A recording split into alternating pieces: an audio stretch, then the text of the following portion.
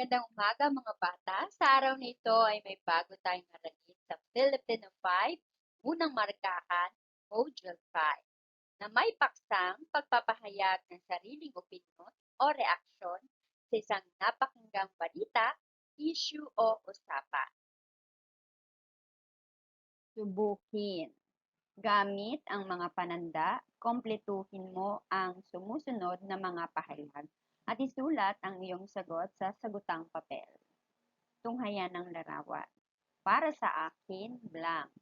I-pause sa video upang bigyan daan ng iyong pagsagot. Narito ang sumunod na larawan. Sa aking palagay, blank. Sulat mo ang iyong sagot sa iyong sagutang papel. Narito ang ikatlong larawan. Naniniwala po akong blank. I-pause ang video upang bigyan daan ng iyong pagsagot. Para naman sa ikaapat, ito ang ating sumunod na larawan. Hindi ako sang-ayon, blank. Isulat mo ang iyong sagot sa iyong sagutang papel. Tayo ay magwasto. Narito ang aking halimbawang sagot. Para sa akin, masarap mamasyal sa lugar na ito sapagkat tahimik, malawak at sariwa ang hangin. Sumunod na larawan, ito ba ang iyong itinagot? Sa aking palagay, ang pagsuot ng face mask ay makatutulong upang makaiwas sa virus. Para naman sa ikatlo, naniniwala po akong ang lahat ay may pantay-pantay na karapatang pantao. Sa huling larawan, ang isinagot mo ba ay, hindi ako sang-ayon na ang edad na 2 taon pababa ay gumamit ng gadget. Ito ay may masamang epekto sa kanila. Balikan. Basahin at unawaing mabuti ang bawat pamahiin. Ibigay ang iyong opinyon o reaksyon tungkol dito. Isulat ang sagot sa sagutang papel. Unang bilang, para maging matalino ang isang tao, kailangang may libro na ginagawang unan. I-pause ang video upang bigyan daan ng iyong pagsagot. Ikalawa, may paparating na biyaya o pera sa iyo kapag may umaaligid na kayo mangging paru-paro. Isulat mo ang iyong sagot sa iyong sagutang papel.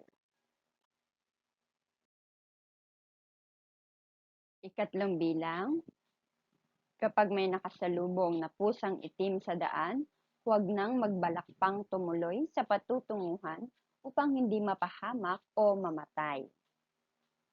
Ikaapat, bawal magpakuha ng larawan ang tatlo dahil sinasabing mamamatay ang nasa gitna. Isulat mo ang iyong opinyon o reaksyon sa iyong sagutang papel. Ikalimang bilang, sinasabing malas ang numero 13 o Friday the 13th. I-pause ang video upang bigyan daan ng iyong pagsagot. Tayo ay magwasto. Narito ang aking halimbawang sagot. Sa unang bilang, hindi ako sumasang-ayon sapagkat naniniwala ako na para maging matalino ang isang tao ay dapat na palaging nagbabasa ng libro. Sa ikalawang bilang, ito ba ang iyong isinagot? Sa palagay ko, ay hindi nakasalalay sa paru-paro ang pagdating ng biyaya. Sa ikatlong bilang, ito ba ang iyong isinagot? Para sa akin, ay walang kinalaman ng pusa kung ang tao ay mapapahamak o mamamatay.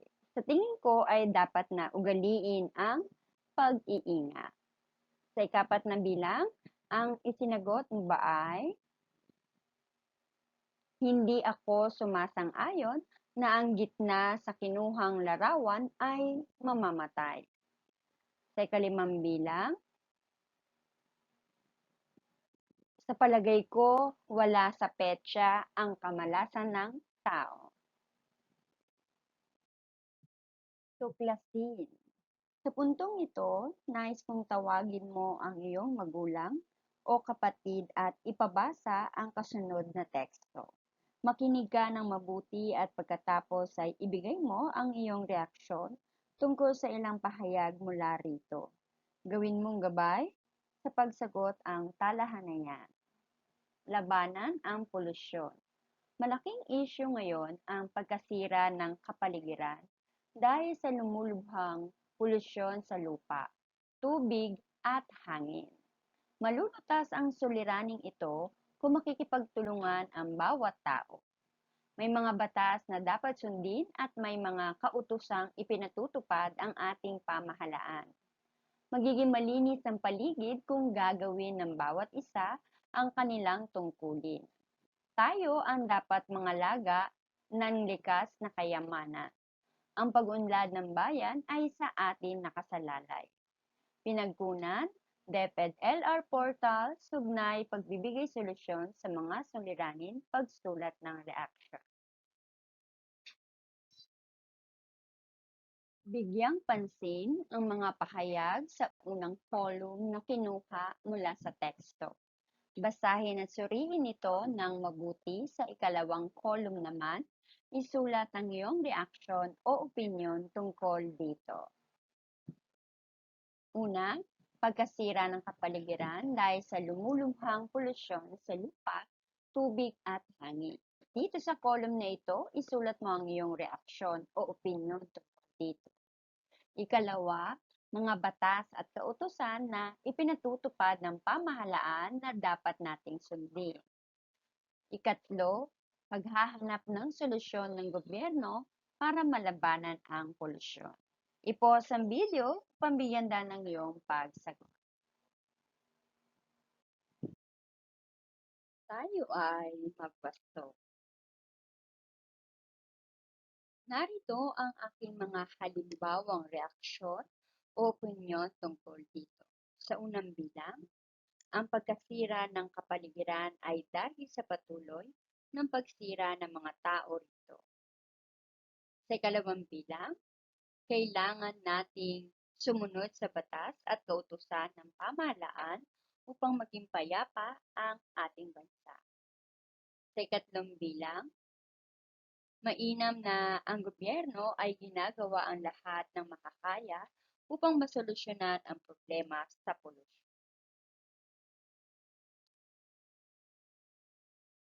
Suriin. Alamin natin ang mga panandang ginagamit upang maipahayag ang sariling opinyon o reaksyon sa issue o balitang napapanahon.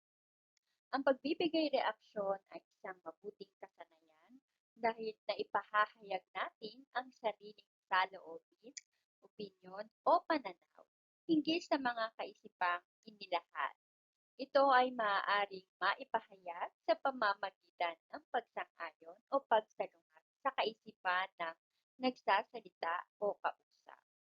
Sikapin lamang na maging magalang upang maiwasan ang makasakit na damdamin ng kapwa. Kapag sumasang-ayon, maaaring gamitin ang mga sumusunod. Sumasang-ayon ako lang. Magaling ang iyong idea o naisip lang. Kapag magpapakita ng pagsalungat, narito ang ilan sa maaaring gamitin. Tutol ako sa sinabi mo, lang. Hindi ako pabor, lang. Nais ko lamang magbigay ng puna, lang. Kapag magbibigay ng sariling opinyon, maaaring gamitin ang mga sumusunod. Payag ako, pero sa palagay ko ay dapat, kung ako ang tatanungin sa aking pakiwari, naniniwala ako sa tingin ko.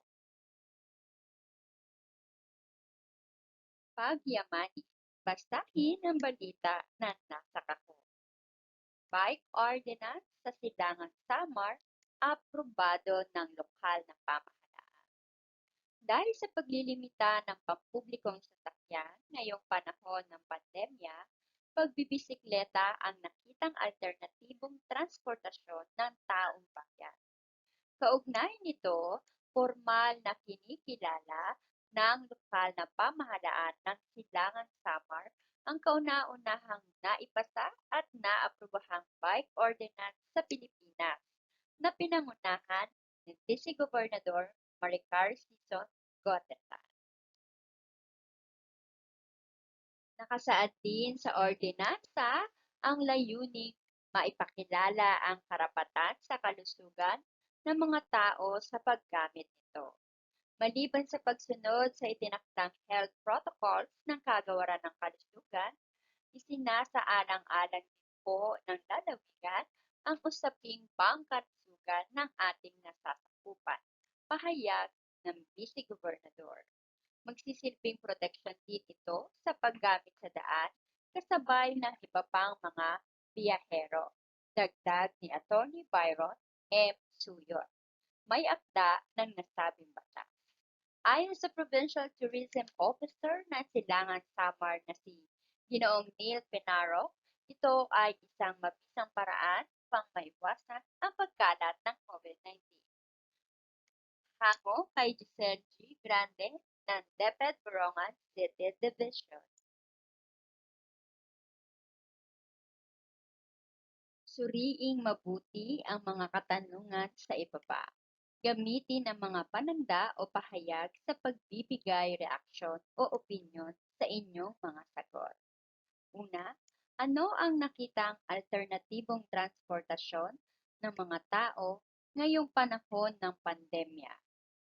Ikalawa, sa paanong paraan ipinakita ng lokal na pamahalaan ng Silangang Samar ang kanilang suporta sa mga taong nag-udyok na gamitin ang pagbibisikleta bilang alternatibong transportasyon. I-pause ang video upang bigyan daan ng iyong pagsagot.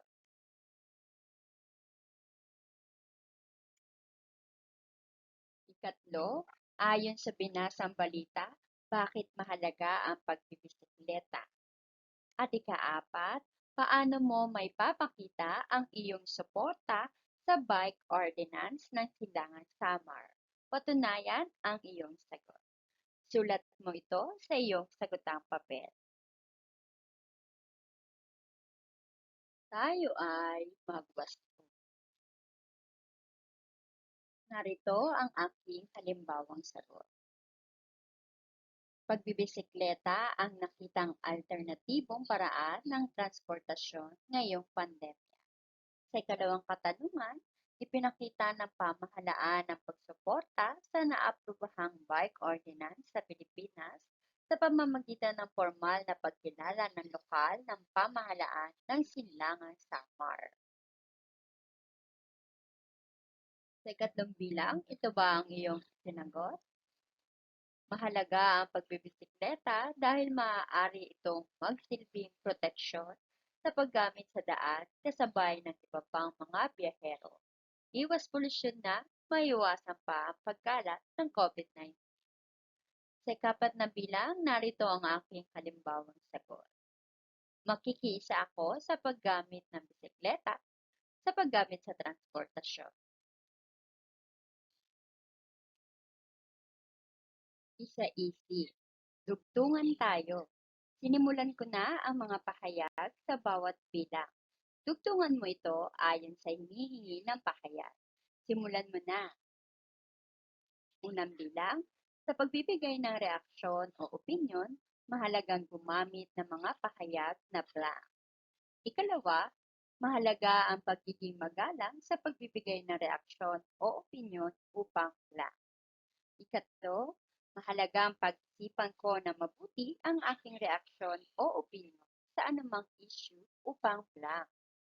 I-pause ang video upang bigyan daan ng iyong pagsagot. Tayo ay magwasto. Narito ang aking halimbawang sagot. Sa unang bilang, sa pagbibigay ng reaksyon o opinyon, mahalagang gumamit ng mga pahayag na magalang. Sa ikalawang bilang, mahalaga ang pagiging magalang sa pagbibigay ng reaksyon o opinyon upang maiwasan ang magkasakit ng damdamin ng kapwa. Sa ikatlong bilang, ito ba ang iyong isinagot? Mahalagang pag-isipan ko ng mabuti ang aking reaksyon o opinyon sa anumang issue upang maipahayag ang sariling saloobin, opinyon o pananaw hinggil sa mga issue o usapin. Sa gawa, isang maikling talata ang pakikinggan sa bahaging ito ng iyong paglalakbay. Tutulungan ka nito upang higit pang mapalalim ang iyong kaalaman sa pagbibigay ng reaksyon. Maaaring ipabasa ito sa iyong magulang, ate o kuya. Drogang kumikitil sa kinabukasan ni Ami S. Bretanya. Droga ang takbuhan ng isang taong may sakit. Pinagagaling nito anuman ang nagpapahirap sa iyo. Ang hindi tamang paggamit nito ay nakababahala sa kalusugan ng unti-unting kumikitil sa isipan at kaluluwa ng mga taong walang kahinatnan ang buhay.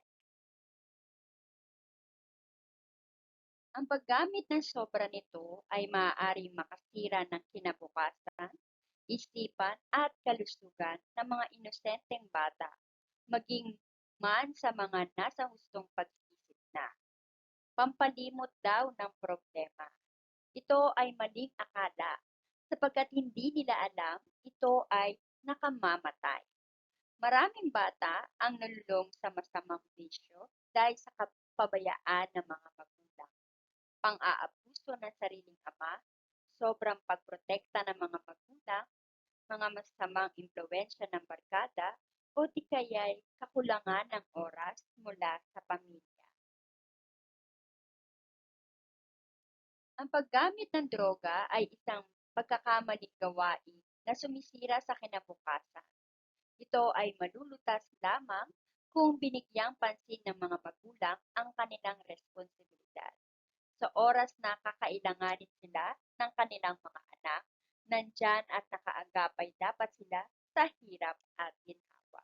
Kung tutuusin, hindi material na bagay ang mahalaga, kundi ang pag-aaruga at pagmamahal ng mga magulang na siyang susi sa kaligayahan at pagkabuo ng pamilya.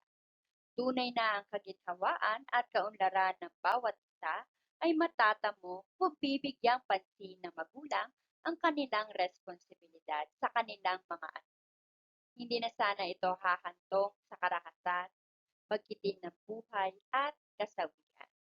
Pinagkunan, Ami S. Bretanya, pagsulat ng reaksyon na opinyon sa napapanahong issue, DepEdLR portal. Isulat mo ang iyong reaksyon o opinyon sa sumusunod na mga katanungan. Gamitin ang panangga na ginagamit sa pagbibigay reaksyon. Una, ano ang nabanggit na problema na nakakaalarma sa napakinggang teksto? Isulat mo ang iyong sagot sa iyong sagutang papel. Ikalawa, sa palagay mo, bakit ba naligaw ng landas ang mga bata? Ikatlo, masasabi mo ba na malulutas pa ang problema ng mga anak ng mga magulang? Magbigay ng pahayag. Ikaapat, paano mapahahalagahan ang kapakanan ng mga anak para matamo ang magandang kinabukasan? Tayo ay magwasto. Narito ang aking halimbawang sagot. Ang droga ang nabanggit na problema sa teksto.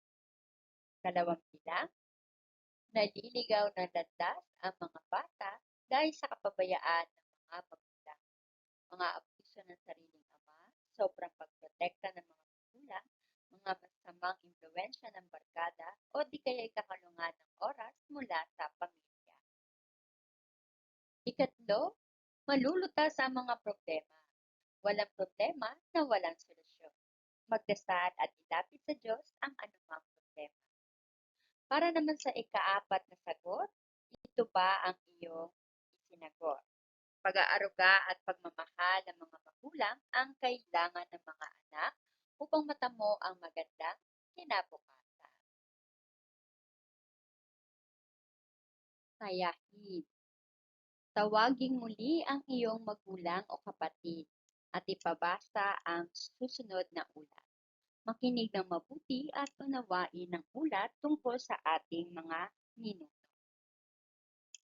Ang ating mga ninuno. May tatlong pangkat ng tao ang dumating sa Pilipinas.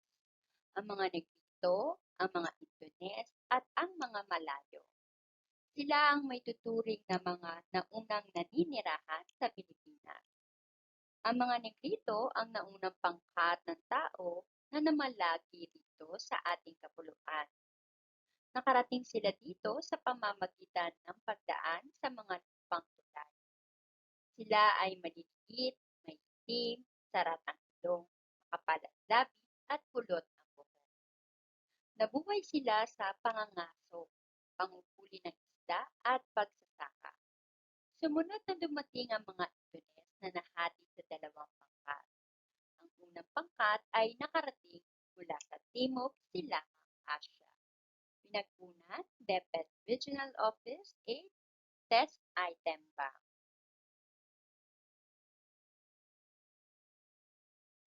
Sa bahaging ito ay ibibigay mo ang iyong opinyon o reaksyon sa ilang mga pahayag mula sa iyong napakinggan.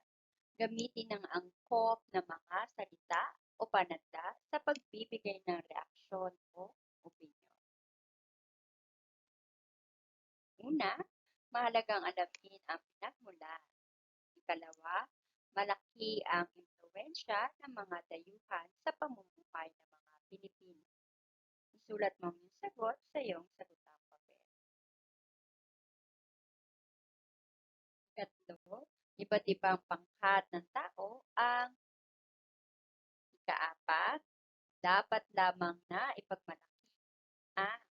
I-pause ang video upang bigyan ng iyong pagsagot.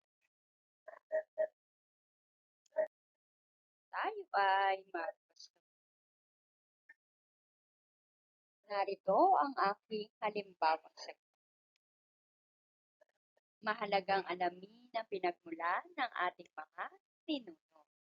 Ikalawa, malaki ang impluwensya ng mga dayuhan sa pamumuhay ng mga Pilipino sa ating pamumuhay, kultura, tradisyon, paniniwala, at pati na rin sa ating wika. Tatlo, iba't ibang pangkat ng tao ang dumating sa Pilipinas. Ikaapat, dapat lamang na ipagmalaki ang pamahalaan sa atin ng mga dayuhan. Karagdagang gawain. Mamili ng isang issue o balita mula sa radyo o telebisyon. Gamit ang mga salita o pananda sa pagpapahayag ng opinyon o reaksyon, sumulat ng isang talata na may 5 pangungusap tungkol dito. I-pause ang video upang bigyan ng iyong pagsagot. Tayo ay magwasto. Online class ang bagong normal na pag-aaral ng mga kabataan. Ito ang issue o balita na aking pinakinggan. Sa palagay ko ay may kakambal din itong hirap para sa iba dahil hindi naman lahat ay may kakayahang magkaroon ng internet sa kanilang tahanan. Kaya mayroong modular class. Sang-ayon ako na kahit na sa paanong paraan ay may pagpapatuloy ang pag-aaral ng mga kabataan sapagkat mahalaga ang pagkatuto sa kabila ng pandemya. At diyan nagtatapos ang ating aralin sa araw na ito. Sana'y marami kang natutunan. Please click on like, share, and subscribe button. Also the notification bell so you won't miss any of my videos. Thank you!